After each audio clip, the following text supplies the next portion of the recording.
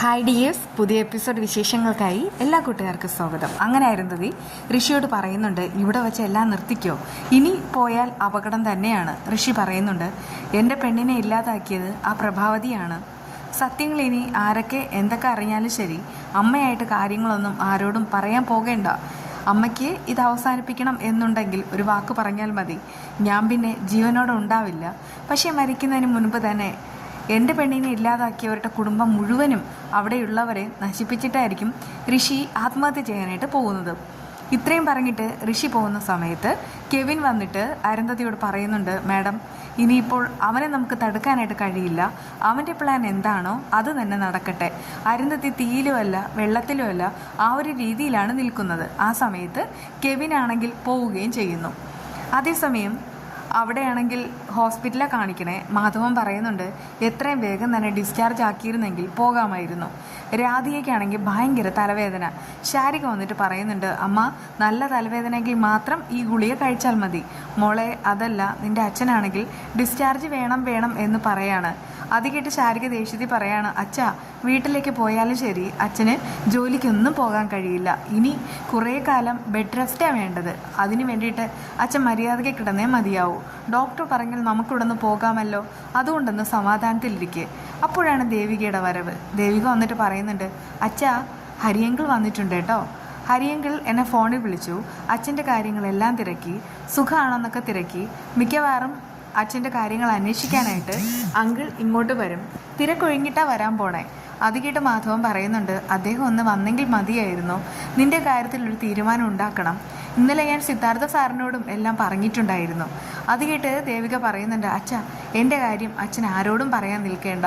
അതൊക്കെ അതിൻ്റേതായ വഴിയിൽ നടന്നോളും. അച്ഛൻ വെറുതെ എനിക്കായി ബുദ്ധിമുട്ടണ്ട.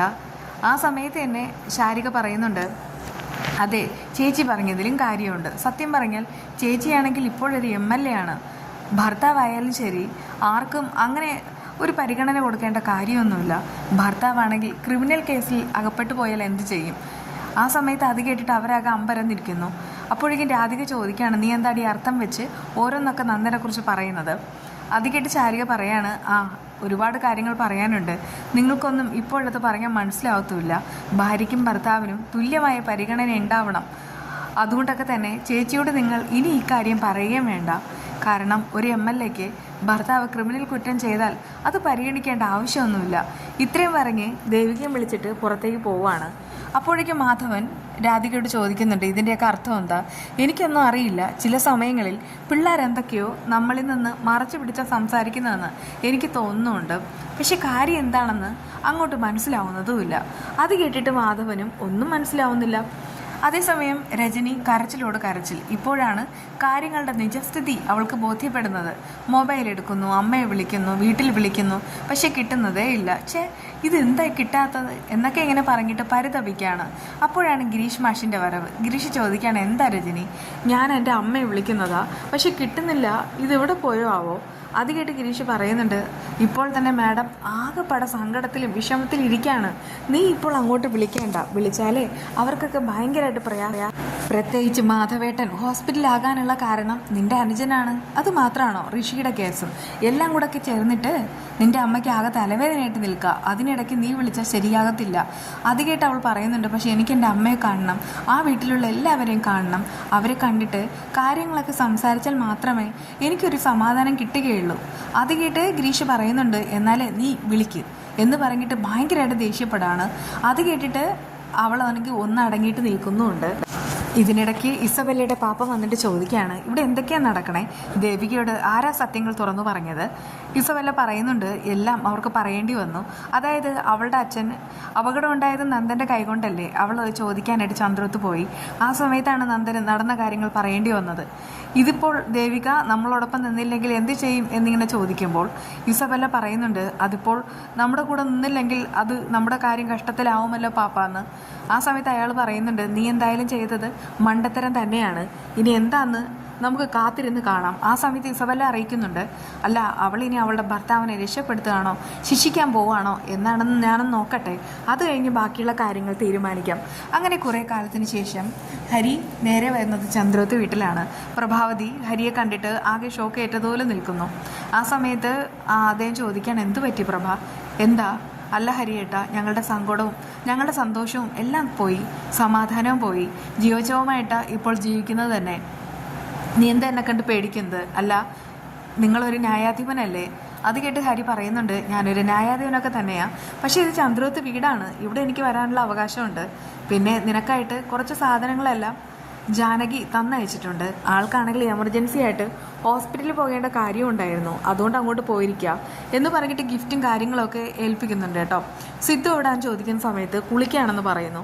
സിദ്ധാർത്ഥൻ കാര്യങ്ങളെല്ലാം എന്നോട് തുറന്നു പറഞ്ഞിട്ടുണ്ട്, എന്തായാലും അതിനെപ്പറ്റി സംസാരിക്കാനാണ് വന്നത്. അത് കേട്ടിട്ട് പ്രഭാവതി കരഞ്ഞിട്ട് പറയാണ്, എൻ്റെ മകൻ പാവാണ്, അവനെ രക്ഷിക്കണം, രക്ഷിച്ചേ മതിയാവൂ, അവൻ ഒരു തെറ്റും ചെയ്തിട്ടില്ല. അത് കേട്ട് അയാൾ ചിരിക്കുകയാണ്. ശേഷം പറയുന്നുണ്ട്, ഏതൊരു കുറ്റവാളിയും പറയുന്ന കാര്യമല്ലേ പ്രഭ തൻ്റെ മകനും പറഞ്ഞത്? പിന്നെ കുറ്റവാളികളെ രക്ഷിക്കാനല്ല, ശിക്ഷിക്കാനാ ഞാൻ ന്യായാധിപനായിട്ടിരിക്കുന്നത്. അയ്യോ ഹരിയേട്ടൻ ഇപ്പോൾ പറയുന്ന കേട്ടിട്ട് എനിക്ക് പേടിയാവുന്നെന്ന് പ്രഭാവതി അറിയിക്കുന്നു. അത് കേട്ട് അയാൾ പറയാണ്, പേടിക്കേണ്ടതേ, താൻ ചോദിച്ചതിന് ഞാൻ മറുപടി പറഞ്ഞു, അത്രയേ ഉള്ളൂ. കാര്യങ്ങൾക്ക് നമുക്കൊരു തീരുമാനം എല്ലാം ഉണ്ടാക്കാം. അതിനു മുൻപ് എനിക്ക് നന്ദനോട് സംസാരിക്കണം.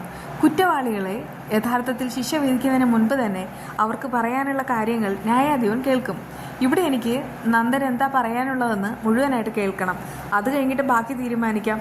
അത് കേട്ട് പ്രഭാവതി നേരെ മുകളിലേക്ക് പോകുന്ന സമയത്ത് ദേവിക വിളിക്കുകയാണ്, അങ്കിൾ കുറച്ച് ലേറ്റാ, ഞാൻ വന്നുകൊണ്ടിരിക്കുന്നു എന്ന് പറയുമ്പോൾ, സാരമില്ല മോളെ, ഞാനിവിടെ ചന്ദ്രോത്ത് തന്നെയുണ്ട്, വെയിറ്റ് ചെയ്യാണ്, മോള് വന്നാൽ മതി എന്നൊക്കെ അറിയിക്കുന്നുണ്ട്. അതേസമയം പ്രഭാവതി പോയിട്ട് നന്ദനോട് ഹരി വന്ന കാര്യമൊക്കെ പറയുകയാണേ. ആ സമയത്ത് അവൻ പറയുന്നുണ്ട്, വന്നു അല്ലേ? ആ വന്നു, സിദ്ധു തന്നെയാണ് ഇങ്ങോട്ട് വിളിപ്പിച്ചത്, സിദ്ധു കാര്യങ്ങളെല്ലാം അറിയിച്ചിട്ടുണ്ടാകും, നിന്റെ കാര്യത്തിൽ ഒരു തീരുമാനം ഉണ്ടാക്കണ്ടേ? എൻ്റെ കാര്യത്തിൽ ഇനി എന്താമേ തീരുമാനം ഉണ്ടാക്കേണ്ടതെന്ന് അവൻ ചോദിക്കുന്നുമുണ്ട്. മോനെ പേടിക്കണ്ട, നടന്ന കാര്യങ്ങൾ എന്താണെന്ന് വെച്ചാൽ പറയണം, ഞാൻ എല്ലാം പറയാം, പക്ഷേ ഞാൻ കെവിനെയും ഇസബെല്ലയും മറച്ചു വയ്ക്കും, അവരെ കൂടെ ഇതിലേക്ക് വലിച്ചിഴക്കാൻ എനിക്കാവില്ല അമ്മേ. അത് കേട്ട് പ്രഭാവതി ചോദിക്കുന്നുണ്ട്, അതെങ്ങനെ ശരിയാവും മോനെ? എല്ലാ കാര്യവും തുറന്നു പറഞ്ഞാലേ നിന്നെ രക്ഷിക്കാനായിട്ട് സാധിക്കുകയുള്ളൂ. പ്ലീസ് അമ്മ എന്നെ ഇതിനുവേണ്ടി നിർബന്ധിക്കരുത്. ഞാൻ അവരുടെ പേര് പറഞ്ഞ് അവരെ ഒറ്റില്ല എന്ന് നന്ദൻ ഇങ്ങനെ കട്ടായം പറയാണ്. കുറേ സമയങ്ങൾക്ക് ശേഷം ദേവിക എത്തുന്നു. ദേവിക വരുന്ന സമയത്ത് തന്നെ സിദ്ധാർത്ഥനും ഹരിയും കൂടെ സംസാരിച്ചുകൊണ്ട് നിൽക്കുകയാണ്. സിദ്ധാർത്ഥൻ പറയുന്നുണ്ട്, ഒരു അച്ഛൻ എന്ന നിലയ്ക്ക് ഞാൻ അമ്പയെ പരാജയപ്പെട്ടു പോയിടോ. ഹരി പറയുന്നുണ്ട്, അങ്ങനെയൊന്നും പറയണ്ട, എന്തായാലും നന്ദൻ തെറ്റ് ചെയ്തിട്ടുണ്ടെങ്കിൽ നമുക്ക് നോക്കാം, എന്തായാലും നമുക്ക് നന്ദനോട് സംസാരിക്കണം, എല്ലാവർക്കും ഒരുമിച്ചിരുന്ന് സംസാരിക്കാം, അതിന് നന്ദനെ ഇങ്ങോട്ട് വിളിക്കാൻ വേണ്ടത്. ദേവികയോട് പറയുന്നുണ്ട്, മോളെ പോയി നന്ദനെ വിളിച്ചിട്ട് വാ. അങ്ങനെ ദേവിക മുകളിലേക്ക് പോകുന്നു. എന്നാൽ മുരളി നേരത്തെ വരുന്ന സമയത്ത് ഭാർഗവി കാര്യം തിരക്കുന്നുണ്ട്. അപ്പോഴേക്കും ദേവികയും നന്ദനും തമ്മിലുള്ള പ്രശ്നവും എല്ലാ കാര്യങ്ങളും തുറന്നു സംസാരിക്കാനായിട്ട് ഇന്ന് അവിടെ ഹരിയങ്കിൾ വന്നിട്ടുണ്ടെന്നൊക്കെ മുരളി പറയുന്നുണ്ട്. അത് കേട്ട് ഭാർഗവി പറയാണ്, ഭർത്താവ് തല്ലിയാൽ ഭാര്യ ക്ഷമിക്കണം, ക്ഷമിച്ചേ പറ്റൂ, അതൊക്കെ പണ്ടത്തെ പെണ്ണുങ്ങൾ, ഇപ്പോഴുള്ള പെണ്ണുങ്ങൾ അങ്ങനെയൊന്നും സഹിക്കില്ല അമ്മയെന്ന് ഗൗരി അറിയിക്കുന്നു. ഇനിയിപ്പോൾ ഇതിൻ്റെ പേരും പറഞ്ഞ് നിങ്ങളാരും വഴക്കിടാൻ നിൽക്കേണ്ട, എന്താ വേണ്ടതെന്ന് വെച്ചാൽ അവർ തന്നെ കാര്യങ്ങൾ തീരുമാനിക്കട്ടെ എന്ന് മുരളി വളരെയധികം ദേഷ്യത്തിൽ അവരോട് പറയുന്നുമുണ്ട്. എന്നാൽ ചന്ദ്രോത്ത് വീട്ടിൽ നന്ദൻ്റെ കാര്യങ്ങൾ സംസാരിക്കാൻ എല്ലാവരും കൂടെ ഒരുമിച്ചിരിക്കുകയാണ്. ഇസബെല്ലയുടെയും കെവിൻ്റെയും കാര്യങ്ങൾ പറഞ്ഞാൽ മാത്രമേ നന്ദനെ ഈ ഹരിക്കും രക്ഷപ്പെടുത്താനായിട്ട് സാധിക്കുകയുള്ളൂ. ഇങ്ങനെ കാര്യങ്ങൾ നന്ദൻ ഇനിയിപ്പോൾ കാര്യങ്ങളെല്ലാം തുറന്നു പറയുമ്പോൾ ഒരു ന്യായാധിപനായ അദ്ദേഹം ഈ നന്ദൻ്റെ കള്ളത്തരങ്ങൾ മുഴുവനും കണ്ടുപിടിക്കുകയും ചെയ്യും. ഇസബെല്ലയുടെയും കെവിൻ്റെയും സകല കള്ളത്തരവും തെളിവോടുകൂടെ പൊക്കുകയും ചെയ്യും. എന്തായാലും അത് തന്നെ വേണ്ടത്. ഒരു ന്യായാധിപൻ്റെ ആ ഒരു കഴിവോടുകൂടെ ഹരി കാര്യങ്ങളെല്ലാം കണ്ടുപിടിക്കുന്ന ആ ഒരു വിശേഷമായി നമുക്ക് വീണ്ടും കാണാം കേട്ടോ. എന്തായാലും ഇന്നത്തെ ഈ റിവ്യൂ ഇഷ്ടമായെങ്കിൽ ചാനലൊന്ന് മറക്കാതെ സബ്സ്ക്രൈബ് ചെയ്യുക. വീണ്ടും കാണുന്നതുവരേക്കും ബൈ ബൈ, ഗുഡ് നൈറ്റ്.